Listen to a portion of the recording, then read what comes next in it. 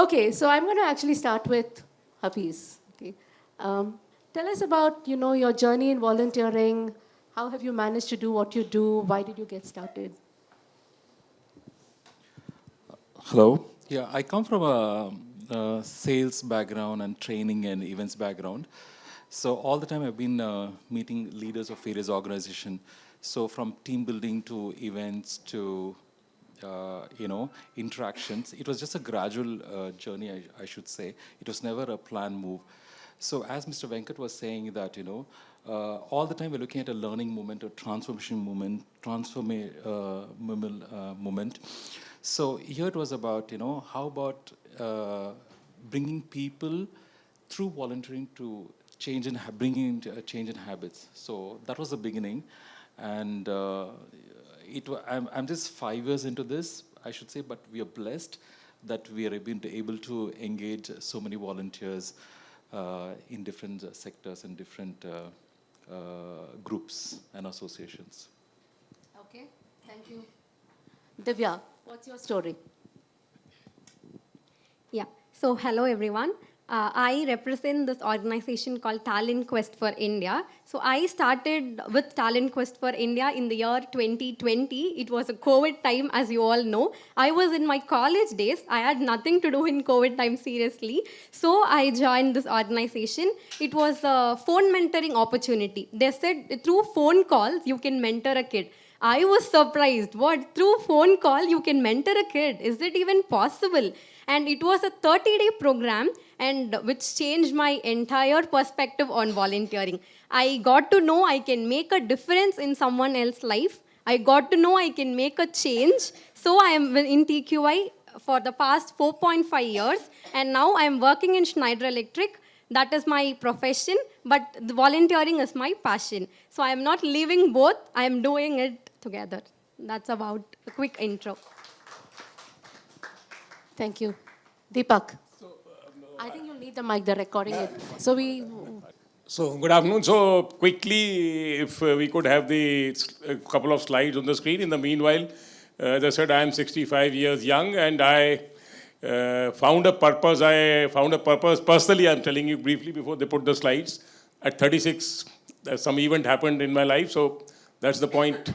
As Aarti mentioned, I quit corporate when I was 52. And last 15, 16 years, I've been volunteering with Udayan Care. It's a 31-year-old NGO, currently working pan-India, and primarily working for girls from the economically weaker section for higher education, skilling, and making them employable. So coming to the volunteering thing, I'll just share some quick pictures. So primarily, our focus area is family strengthening. So we work around family strengthening under the three broad heads: child protection and alternative care, education, skilling, and employability, and advocacy, research, and training. And we work in 40 cities across 16 states of India. So we are there right in Bangalore, Chennai, Hyderabad, when we speak of South. So that's our presence. Next slide. So coming to the volunteering part, you can see the slide is full of different types of volunteers, right? Starting from the trustee board. The entire board is a volunteer engaged in different activities for the organization. And if you count all the total numbers, it would run in about 10, 15,000 volunteers pan-India who are supporting our different programs. So that's the broad reach of the volunteers, and we are continuously scaling them, which is one of the subjects and the topic of discussion today. Yeah, next slide. So this is just a 2-minute video, just a voice of a volunteer. So if you could just play at the bottom, I think there is a play option. Friends, I am Lokesh Narayan. After superannuation from Railway Service, I had a deep desire to help the underprivileged children of our society. I consider myself to be extremely fortunate to have got associated with Messrs. Udayan Care as a volunteer. I have been teaching two of their girl inmates, namely Kirti and Jyoti, who are studying in class 10th for last 2.5 years. I have been teaching them various subjects like English, Hindi, social science, mathematics, science, etc. I also talk to them on moral values and also topics of general awareness. Friends, I can tell you that my experience has been truly satisfying and rewarding. I have been seeing an attitudinal change in the children. They have started taking their classes more seriously. Best of all, they have started developing self-confidence, which is very, very heartening to see.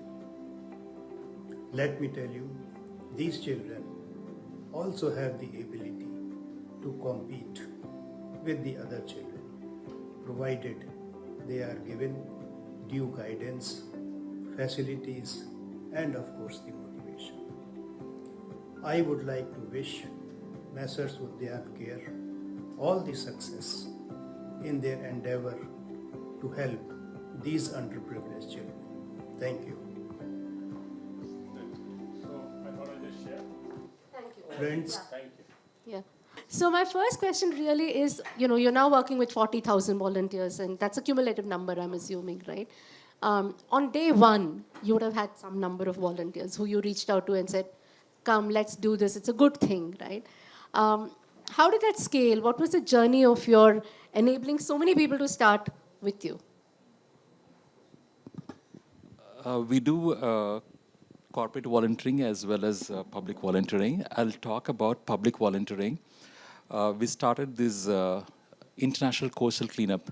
Last year in 2024, we had like 24,000 plus volunteers coming early in the morning at 6 a.m. to 6 to 7, right? Across 54 locations from Anna Samadhi till Kovalam. The year one, when we started, we were almost like 50 to 60 people only. This was like 11 years ago, and today we are like 24,000. Yeah. How did that happen? How did the number... Okay, so how do we scale up year on year is, generally we always approach corporates or schools and colleges, Rotary clubs, Leo clubs or Rotary clubs, right? But then we started moving further. We started connecting with travelers groups, trekkers, photographers, drone clubs, two-wheeler mechanics, four-wheeler mechanics, painters and plumbers associations, gym owners, petrol bunk owners, lorry owners association is a part of the volunteering group, apartment owners, walkers associations, rehabilitation centers where they have destitute women and children, they bring it to a place, yoga centers, the art of living, Brahma Kumaris, they are a regular part of it, gymnasts, clowns and artists, sculptures, trainers and coaches, because each one has their own following, each one has their own group, right?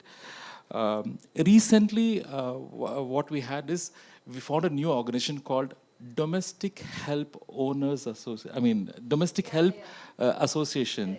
So they, along with the children, were participating for this. So each year, we are finding a new association, a new group, a new fantastic association. So that's how, and once they come year after year, they start coming along with us. Oh, that's really awesome. So here's your list of potential pipelines that you can reach out to if you need to scale volunteering. I'm going to come back to you for some other questions. Divya, tell us a little bit about TQI. I know the story from when they began to how many volunteers do you have now? What has the journey been? Why do kids keep joining? So in TQI, we mainly focus on the educational for kids. We focus on the cluster development for kids, and the government school students is our primary focus. So how do you scale every year on year, coming to that? We first follow the top-down approach. Top-down approach in the sense, first you reach out to the institutions, you pitch in there, and then you sign the memorandum of understanding. But before that, how do we even pitch into the college institutions? So college students, when they join TQI, it's not that they just give back to the community. They also learn skills which will be useful in their corporate, because after they graduate, they will of course go join the corporates. So we train them also. So this is the top-down approach. The second is the bottom-up approach. We just the friends of friends, through the word of mouth and peers, we follow this. So this is one strategy we use for scaling volunteering year on year. And the second thing we follow is we take a right mix of students from right departments. We have second year volunteers, third year volunteers, and fourth year volunteers. So if even the fourth year volunteers, they passed out, we have the second year and third year volunteers coming with us year on year. So this is one strategy we follow. So this is how we scale volunteering in TQI year on year. Thank you. Deepak? So coming on to the scaling part, let me share that we at Udyan Care primarily, obviously we are a 31-year-old NGO, so we have a lot of corporate funding happening through the CSR. So one approach which we clearly adopt is going to these corporates, making presentations and seeking people to volunteer. Because that's, as we all know, is very, very critical and important. And apart from that, we have almost about 300 employees working for us pan-India.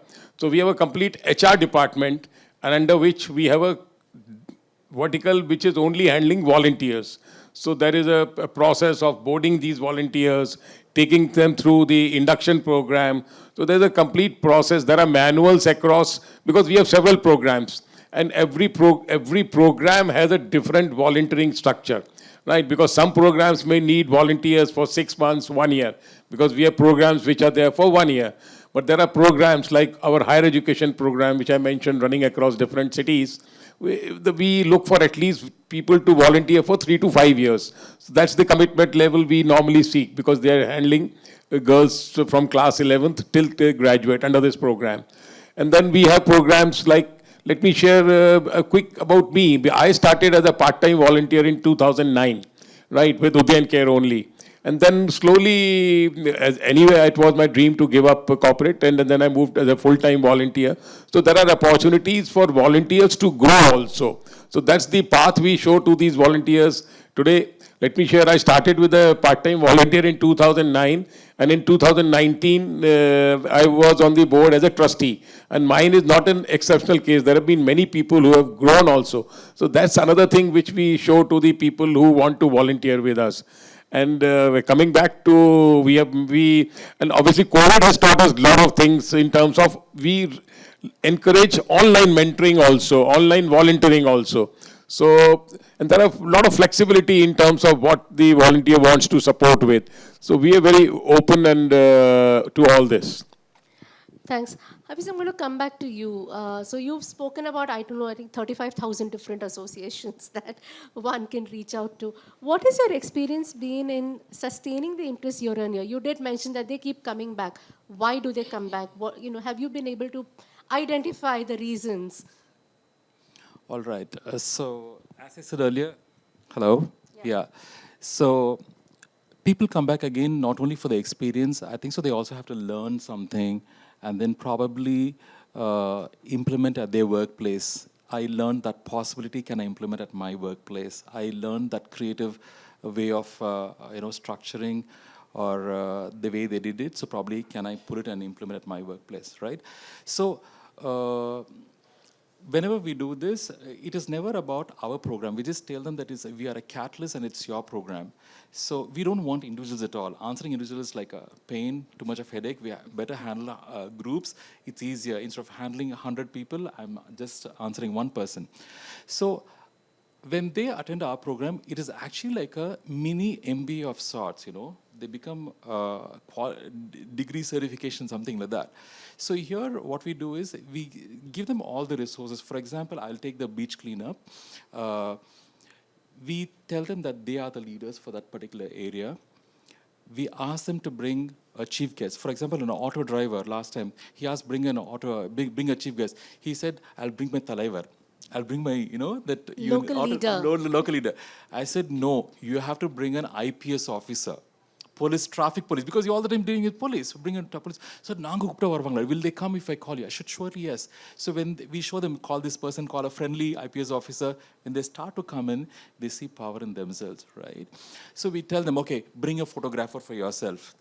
Bring a videographer for yourself. Bring singers for yourself. Bring musicians for yourself. Bring a clown. So they start to network in that particular place, and the whole unit turns out to be a celebration of volunteering rather than coming and picking up trash and doing this and doing that.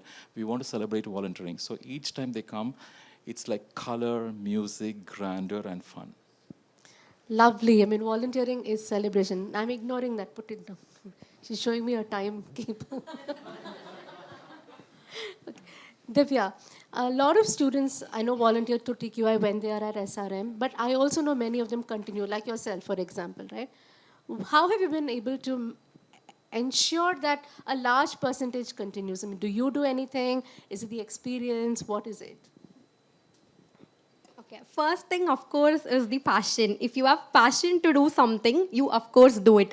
But what built my passion? I have been on ground, I have trained kids for various scholarship exams, and once you do that, and when they get the results, they come back to you saying, Akka, I have passed this examination. And that happiness knew no bounds, and that cannot match with anything else also. So this is one thing.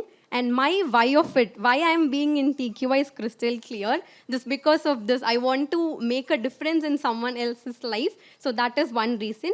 Coming to how TQI helps in this is because TQI is a very flexible environment. If you want to do volunteering in an online mode, there is an option. If you want to do it in a hybrid mode, we give flexible opportunities. So it's not that you have to do all time, full time. And in TQI, nobody is a full timer. So that is one thing. Including the founding team, we work part time for TQI. So that is one thing which made me stay here. And the next thing is, we give the TQI family feel. Once we enter TQI organization, we create that bond, Anna and Akka, that brotherhood and sisterhood feel is what makes volunteers stay. And the main thing is there is cross-learning happening. See, when I was in my college days, I don't know nothing about corporates, nothing about leadership, nothing about communication style. But when I joined TQI gave me the experience to learn all these things. Now I am sitting here and speaking, it's just because of the experience I got from TQI. And when I went to corporate, it was very easy to learn, adapt these skills which I learned. So these are the reasons why mainly volunteers stay after they go to work also. So my two big takeaways up to now, volunteer is celebration, volunteer is learning, and ownership, right? I think these are three mantras to kind of sustain volunteering. Add Yes, to this? Deepak, Yeah, yes, so, please, yes. so when you mentioned how we are able to sustain, and so one thing, let me tell you, the program which we are running pan-India is purely volunteer-driven. And there's a lot of autonomous operations and flexibility given to the people who are operate. Giving an example, like we started something in Chennai. So initially we had 4, 5, 6 committed volunteers. They said, yes, we will go ahead and start this program.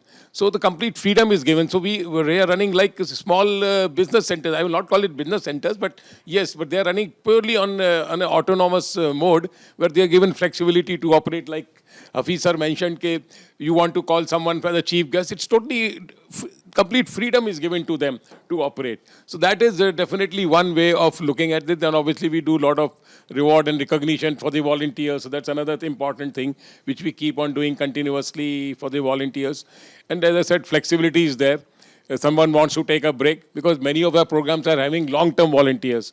So someone needs to take a break because for some family reasons or so, we definitely discuss, and then obviously the guy will again come back. So as I said, scalability and retention is very, very key to us, and we are able to retain almost 90 to 95% of our volunteers for different programs. Okay, so before I jump to the audience questions, I have one question for you. I mean, all of this sounds lovely, it's great, it's like, butterflies and rainbows and all of that, right? But surely that's not the case all the time. What are some of the reasons volunteers you find drop off? And how do you sort of handle that? Other than, let's say, life factors that might happen, right? It's not as if every volunteer that walks into your door continues to stay on and stick on forever. There are people who don't commit. There are people who drop off. And that often impacts, both sustaining and scaling. So what are some of the reasons you find people dropping off? Actually, since we have all the time, from the beginning, we have always dealt only with groups, I do not know. Probably there have always been numbers increasing because it's not the same person repeat again. So I do not have that statistics. But yeah. The first thing we face is time constraints and busy schedules. People tell we don't have time. So for that, what is the solution? We have arrived at it. We have flexible opportunities, as I said. If you want to spend just 1 hour per week, we have programs for that. 2 hours per week, we also have programs for that. It's just you have to come and spend time with us. That is one thing. And and second thing is, you will have to do the right skill set mapping. Say, for example, if I am interested in designing, you will have to map the volunteers for the media team. For example, RTQI website is a final year students project. So we have done it that way. And if when you map the right skill set with the right person, they'll be very much interested. So you can reduce the dropout numbers. And the third thing which we follow is if someone drops out of TQI, we make sure we keep in touch with them at any means. We have reconnect programs so that we meet them. And once a TQIN is always a TQIN. This is what we follow. And we have also examples that they were volunteers with us during their college days. They took a break, they got married, and they came back to volunteer with us. So this story also we have. So that's it. Thank you so much. Okay, I'm going to open it up to questions. Is there some technology that they have to use, or? I've often wondered why we don't use the best technology that we have, which that God or nature has given us, right? Our voices. But just to share with you, just since that some time is there, in one of our programs, we have volunteers who have been volunteering for 15 years, 20 years, 25 years. So we have one of the programs where we are running homes for children who do not have parents. So those homes, we have volunteers or mentors, as we call them, being there for last 20, 25 years. And the only thing they said that only the return they see is the pleasure they get in contributing and giving back to these children. And a lot of these children have now grown up, become families, and we are still connected. So obviously, it's a different feel-good factor for these people who continue to volunteer or mentor for 25, 30 years. Thanks, Deepak. There is a QR code there. You can scan it and ask your question. But yeah, yes, you can just ask your question too. Yeah. Deepak Ji, Udayan here. Please, I'm seeing ma'am. such Ma'am. I mean, Udayan has been receiving a lot of love and support from volunteers. Listening to Divya, I'm just suddenly connecting. Have you explored your own Udayan kids volunteering for themselves or for anyone? So that's a good question, and let me share with you the program which I mentioned, which is there in Pan India for the girls, which is called an Udayan Shalini Fellowship Program, which is a higher education program. We have an alumni group, and they are almost, today there are about 10,000 alumni, let me put it roughly, who have moved out of the system, and almost 8,000 of them are paying it forward or giving them back in some way or the other. So definitely that's the culture we have built among this particular group of girls or adults or youth to give back. So giving back is a very, very important aspect of this program. Very so nice to listen to you. And I'm seeing another connect how Divya mentioned that when the students themselves become teachers of their younger peers, what amazing can-do spirit they bring in. Because in this program we call them Leading Shalini thought. Didi, so they Yes. support the younger ones. So nice. Thank you so Yeah. much for sharing. Hi, my name is Ashna, and I am working with Waste Warrior Society. So basically, my question is that when we are talking about volunteerism, like we have a thought that we want to, lead a movement, like we want like tourists, or we want the society to lead a movement, not us, because we know about sustainability, we have been doing cleanups, or we have been taking climate actions, but we want to form a group of people like that they are the one who will lead the society, they'll be the one who will be, giving the hope that yes, this is your chance to take that first climate action towards society, or towards the environment. So like from our experience, like when we talk to people, like when we ask them, like, will it be possible for you to give your a little bit of time, or to take out a 15 minutes time to, just come and interact with our green workers who are actually working in waste management, or will you be able to pick up this trash? So a lot of people know about sustainability, but they still refuse to do it. So what is that one thing that will, that we want to do it? It's a good thing that we are going to take a first action, a climate action. What will what will inspire them to take that climate action? Because we actually, struggle, because everyone, I think everyone sitting in this room knows about sustainability, everyone knows about global warming, everyone knows about that how glaciers are melting. And but when we ask them to take that first step and come forward, a lot of people hesitate to do that. So what will make them not to hesitate and come forward and take that first step? Can I answer? Yeah. Okay, if you can just share my slide. Okay, one thing is how about retaining volunteers is we have variety. I think they also get bored with the same thing doing once again and again and again. Hello. Yeah, doing the same thing again and again. So we have variety from beach cleanups to in forest. We have pruning, we have air layering, we have weed removal, we have manuring, and in the turtle campaign, we walk in the night, pick up the eggs, put in the hatchery, and once after 45 days, we send the babies back to the. So I also think that having variety also helps. So that is one. Answering your question about how we can, inspire or ignite, we give them, especially now the summer is coming up, we have something called Children's Social Responsibility, and we give children smaller projects. For example, this year what we have planned is each child to go and meet 25 restaurants close by in and around them. The project is half glass water project.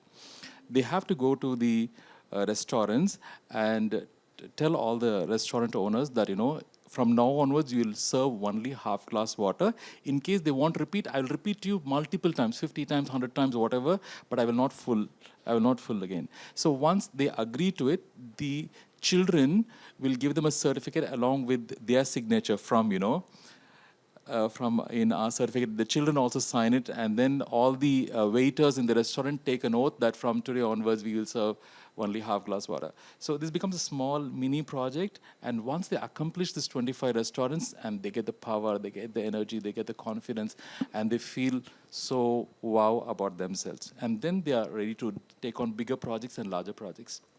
So I think small projects on, of these Yeah, design. I just want to segue from what he said. One of the things that we've tried to do is to really, and with corporates especially, how do you get them to take the first step, right?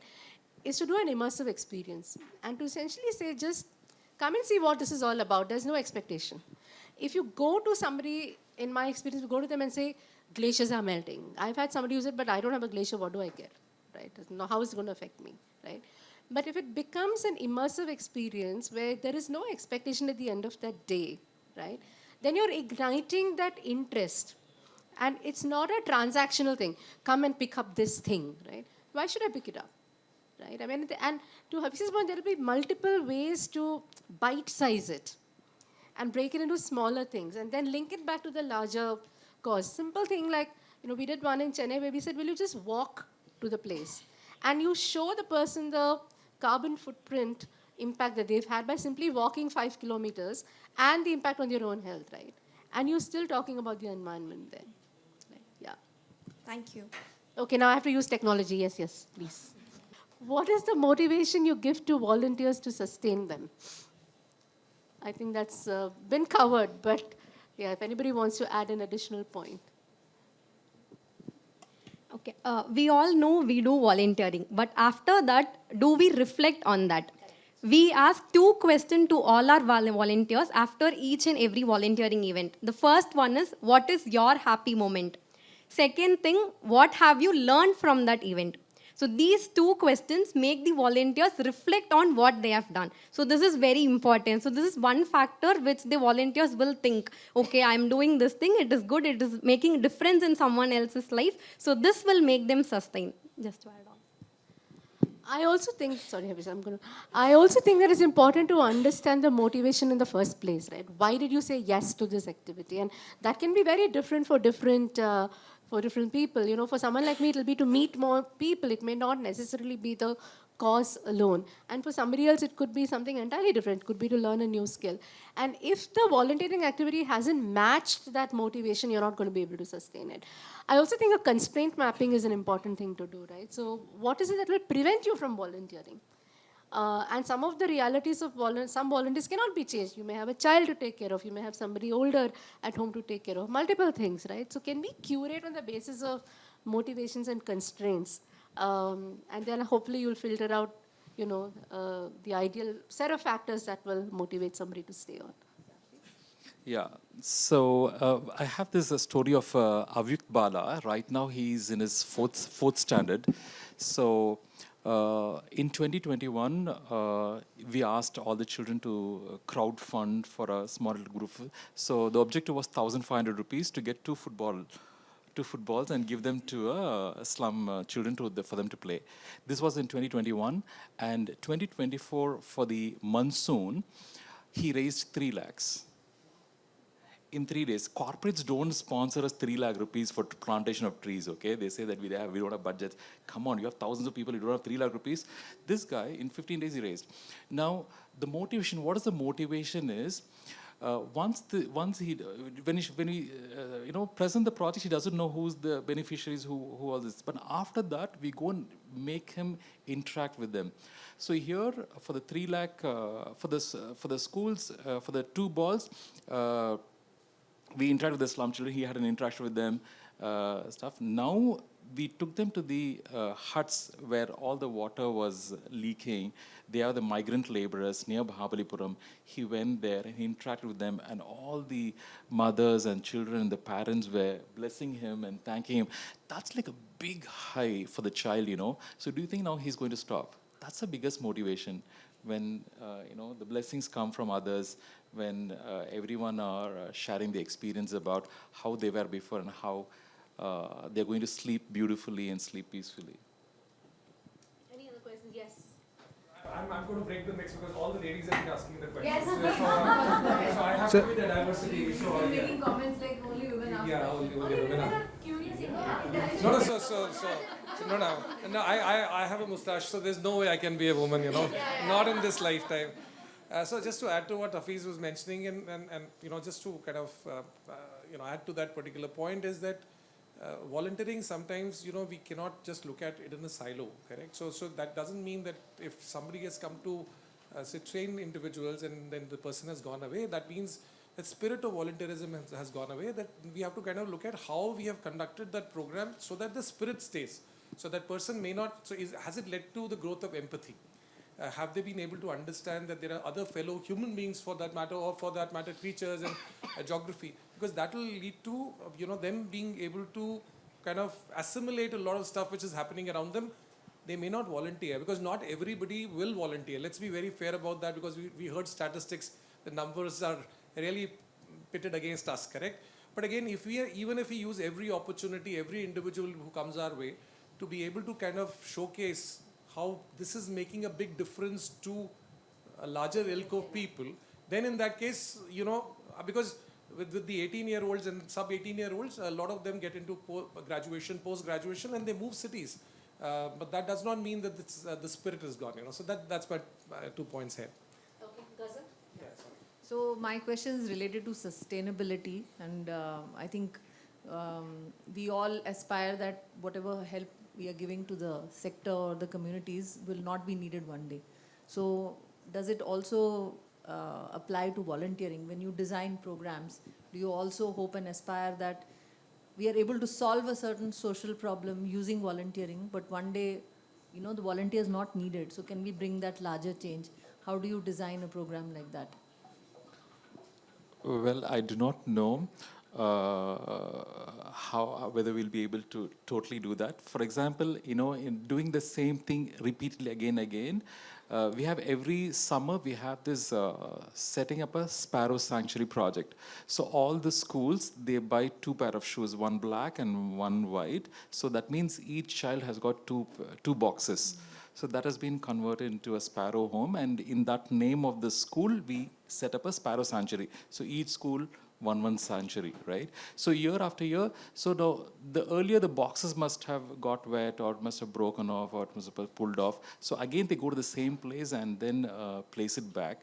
So the buildup of the sparrows in that particular zone, in that particular area is increasing, but then I don't know whether we'll be able to, after one point of time, whether we'll be able to stop it.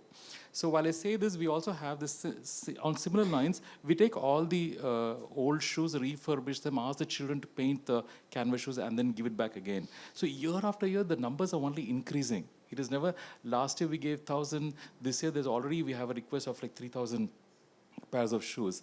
So I'm not able to see the decrease at this Yeah. point of time. I think all I would say programs or events or campaigns may not be able to achieve this, but I think one example which we did along with community during Standard Chartered at my times is that when we were doing the beach cleanup, we also looked at, can we go to the neighboring villages, can we speak to people who come to the beach, create more awareness on not trashing the beach, have dustbins, have signages.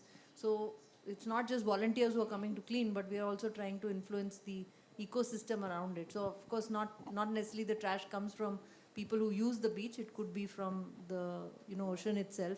But at least to some extent, over a period of time, you will see a change. Otherwise, you go to clean the beach on a Sunday, the next very day, the beaches are as dirty. Yeah, as I they think that's, it'll be a happy day when you don't need volunteers to clean beaches, in my view.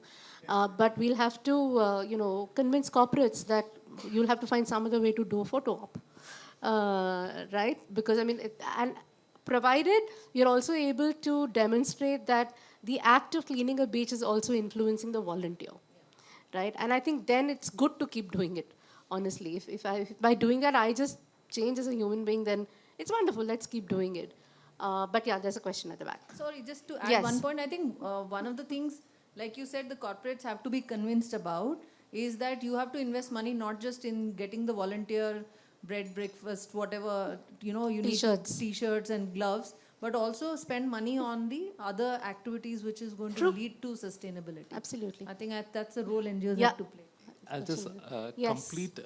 talking about sustainability, we have to get into the adoption module. If you take up this particular town, this particular village, this particular school, you have to get into adoption module and then go about various things. For example, we have the adopt a slum, adopt a Kuppam module, wherein every month we want the hospitals to come and do the blood checkup. We want one particular organization to give them trash bags. We want every students to come and clean up weekly once. We want someone to set up a library. Yeah. We want set up, so multiple organizations coming to one particular place. So therefore we can bring about change. Yes. Yeah. Yes, Ajay. Aarti, thanks. So I have this question on, again, the sustaining part, So I come from an organization called Pran Mental Wellness, and we are working in the space of mental health. And we also have a volunteering program, and that stems out of a realization, a social problem, that we realize that there is a huge demand and there's a supply is less, because the number of counselors or number of psychiatrists or psychologists who people need to go and talk to are expensive, and there is less numbers. So we thought of training a kind of a force of people who could actually act as the first responders to identify people who are having mental health issues within their communities, within their friend circle, within their work areas, and try to address that. And we train them into certain things. But then again, sustaining is a big issue, because as Aarti said, we mapped the motivations also. There are 7 or 8 different motivations we have mapped.